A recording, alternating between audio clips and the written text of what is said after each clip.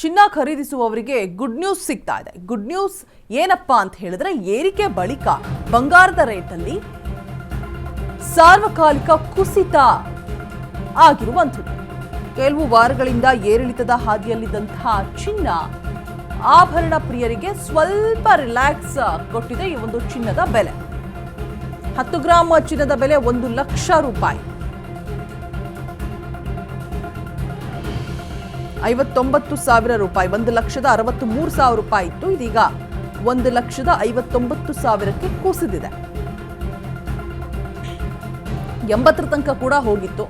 ಕೆಲವೇ ದಿನಗಳಲ್ಲಿ ಬರೋಬ್ಬರಿ 20,000 ರೂಪಾಯಿ ಡಾಲರ್ ಎದುರು ರೂಪಾಯಿ ಮೌಲ್ಯದ ಕುಸಿತ ಆಗಿರುವಂಥದ್ದು. ಜಾಗತಿಕ ಮಾರುಕಟ್ಟೆ ಏರಿಳಿತದಿಂದ ಚಿನ್ನದ ಬೆಲೆ ಕುಸಿದಿದೆ ಅನ್ನುವಂತಹ ಮಾಹಿತಿ ಕೂಡ ಇರುವಂಥದ್ದು. ಗ್ರಾಹಕರಿಗೆ ಗುಡ್ ನ್ಯೂಸ್ ಕೊಟ್ಟಿದ್ದಾರೆ. ಹೂಡಿಕೆದಾರರಿಗೆ ಒಂದು ರೀತಿಯಾಗಿ ಶಾಕಿಂಗ್ ನ್ಯೂಸ್. ಬಿಕಾಸ್ ಚಿನ್ನ ಮತ್ತೆ ಭೂಮಿ ಈ ಎರಡರ ಬೆಲೆ ಕೂಡ ಏರ್ತಾ ಹೋಗುತ್ತೋ ಹೊರತು ಇಳಿಕೆ ಕಾಣೋದು ತುಂಬ ರೇರ್. ಬಟ್ ಇಲ್ಲಿ ಬರೋಬ್ಬರಿ 20,000 ಇಳಿಕೆಯನ್ನ ಕಂಡಿದೆ. ಆಭರಣ ಪ್ರಿಯರಿಗೆ ಸ್ವಲ್ಪ ರಿಲ್ಯಾಕ್ಸ್ ಆಗ್ತಾ ಇದೆ. ಬಟ್ ಹೂಡಿಕೆದಾರರಿಗೆ ಒಂದು ರೀತಿಯಾಗಿ ಶಾಕಿಂಗ್ ನ್ಯೂಸ್. ಬಿಕಾಸ್ ನಾನು ಹೇಳಿದಾಗೆ ಚಿನ್ನದ ಬೆಲೆ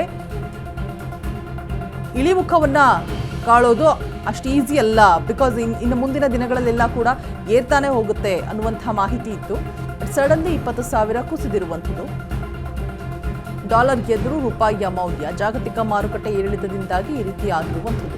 ಈ ಹಿಂದೆ ಚಿನ್ನದ ಬೆಲೆ ಇಷ್ಟೊಂದು ಏರಿಕೆ ಆದರೆ ಮಿಡಲ್ ಕ್ಲಾಸ್ ಪೀಪಲ್ಸ್ ಆಗಿರ್ಬೋದು, ಲೋಯರ್ ಮಿಡಲ್ ಕ್ಲಾಸ್ ಪೀಪಲ್ಸ್ ಆಗಿರ್ಬೋದು, ಏನು ಮಾಡಬೇಕು, ಹೇಗೆ ಚಿನ್ನವನ್ನು ಪರ್ಚೇಸ್ ಮಾಡಬೇಕು, ಇದಕ್ಕೆ ಸರ್ಕಾರ ಏನಾದರೂ ಒಂದು ಪ್ಲಾನಿಂಗ್ಸನ್ನು ಏನೋ ಒಂದು ಮಾಡಬೇಕು ಅಂತ ಈ ವಿಚಾರವನ್ನು ಮುಂದಿಟ್ಟಂತಹ ಸಂದರ್ಭದಲ್ಲಿ ನಿರ್ಮಲಾ ಸೀತಾರಾಮನ್ ಅವರು ಹೇಳಿದರು. ಅದು ನಮ್ಮ ಕೈಲಿ ಇಲ್ಲ, ನಾವೇನೂ ಕೂಡ ಮಾಡೋದಕ್ಕೆ ಸಾಧ್ಯ ಇಲ್ಲ.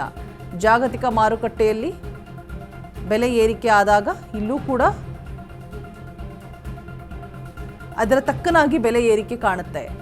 ಅಲ್ಲಿ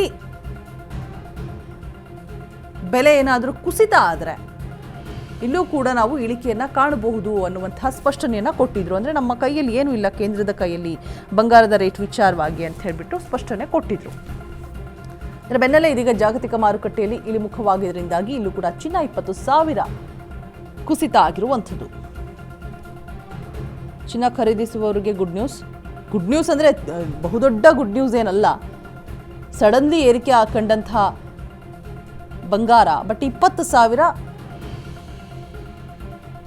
ಕುಸಿದಿರುವಂಥದ್ದು. 1,63,000ಕ್ಕೆ ಹೋಗಿತ್ತು. 1,59,000, 1,80,000ವರೆಗೂ ಕೂಡ ಹೋಗಿತ್ತು. 24 ಕ್ಯಾರೆಟ್. ಏನಪ್ಪ ಅಂತ ಹೇಳಿದ್ರೆ, ಈ ರೀತಿಯಾಗಿ ಚಿನ್ನದ ಬೆಲೆ ಜಾಸ್ತಿ ಆದಂತಹ ಸಂದರ್ಭದಲ್ಲಿ ನಾವು 18 ಕ್ಯಾರೆಟ್ ಚಿನ್ನಕ್ಕೆ ಮೊರೆ ಹೋಗಬೇಕಾದಂತಹ ಅನಿವಾರ್ಯತೆ ಎದುರಾಗುತ್ತೆ. 22, 24 ಎಲ್ಲ ಟಚ್ ಮಾಡೋಕ್ಕೂ ಕೂಡ ಆಗೋದಿಲ್ಲ. ಸೊ ಆ ರೀತಿಯಾದಂತಹ ಪರಿಸ್ಥಿತಿ ಹೂಡಿಕೆದಾರರಿಗೆ ಸ್ವಲ್ಪ ಟೆನ್ಷನ್ ಆಗುತ್ತೆ. ಈ ಭೂಮಿ ಮತ್ತೆ ಚಿನ್ನ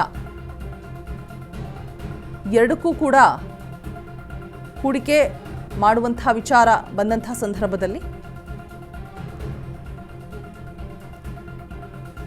ಒಂದಷ್ಟು ಮುಂದಾಲೋಚನೆಗಳನ್ನು ಮಾಡಿ ಡಿಸಿಷನ್ಸ್ ಅನ್ನ ತಗೊಂಡ್ರೆ ಒಳಿತು.